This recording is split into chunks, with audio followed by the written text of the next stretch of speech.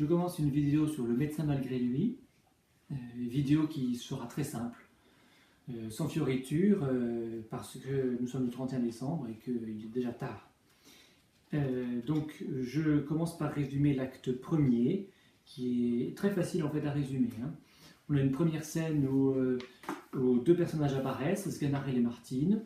On apprend qu'ils sont mariés et on s'aperçoit qu'ils se disputent. À la fin de cette scène, Sganarelle prend même un bâton, parce qu'il est souvent ivre, bon, en tout cas il prend un bâton, et il se met à frapper sur Martine. Martine, après cela, alors il y a une scène 2 que je ne vous rapporte pas, qui n'est pas très intéressante. Martine, après cela, dans la scène 3, elle réfléchit en elle-même pour essayer de se venger de son mari, qui la bat sans arrêt. Et elle trouve un moyen de se venger dans la scène 4. Parce que dans la scène 4 apparaissent deux nouveaux personnages qui s'appellent Valère et Lucas, qui sont les serviteurs de quelqu'un qu'on ne connaît pas encore.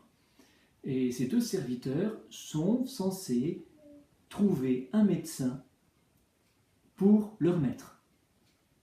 On ne sait pas encore pourquoi ils cherchent un médecin, on ne sait pas encore qui est leur maître.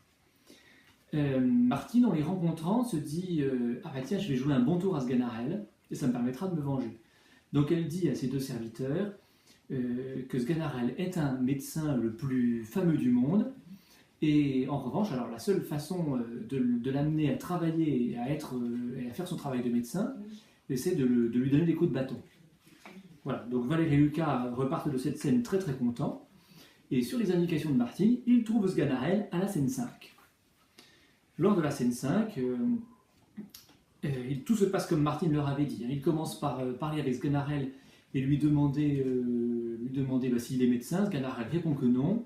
Et finalement, Valère et Lucas sont obligés de battre Sganarelle. Au bout du compte, évidemment, sous les coups de bâton, il avoue n'importe quoi, il avoue qu'il est médecin. Voilà la fin de l'acte 1.